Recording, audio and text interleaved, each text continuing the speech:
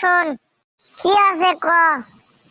আরে দেখ, আমাদের সাতকা শুগলিরই বিয়ে হচ্ছে, আমাদের বাপ আমাদের বিয়ে দিচ্ছে না, এখন কি করবো তুই তাই ক। চ আইজা আব্বার যে ধর্ম, আইজা বিয়ে করেই ছাড়মো, না হলে একলাই যায় বিয়ে করবো। তা অবশ্য ঠিক, আব্বা যদি না রাজি হয় তাহলে একলা একলা বিয়ে করে বগলিয়ে আসমো, কি হবে সেটা দেখা যায় পরে। ওই যে দেখ, গ্রামের মধ্যে কোন একটা সেক্সি শিলা আসছে। হ্যাঁ দেখলু তো। ওই মেয়ে, ওই এদিকে শোনো তো। জি, আপনি কি আমাকে ডাকছেন? আরে হয় এটি তোমার কি রাখবো, এটা আমরা দুইজন আর তুমি ছাড়া আর কেউ আছে কি? কিন্তু আমি তো আপনাদের চিনি না। হ্যাঁ সেই জন্যই তো পরিচয় হওয়ার জন্যই তো তোমাকে ডাক দিল। তা তোমার নাম কি? আমার নাম মারিয়া। আপনাদের বাসা কই? আমরা দুই ভাই, আমাদের বাসা এই গ্রামে, তোমার বাসা কই?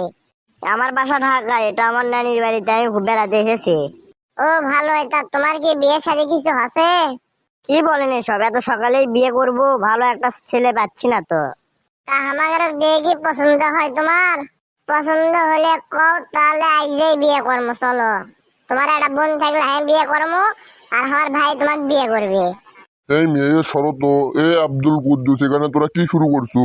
নিজে মেয়ে এরকম রাস্তার মধ্যে ইফটিজিং করা শুরু করছে, আইজা তোরা বাইরে যায় খালি তো করে আইজা সামেরও থাক পাল্লায়।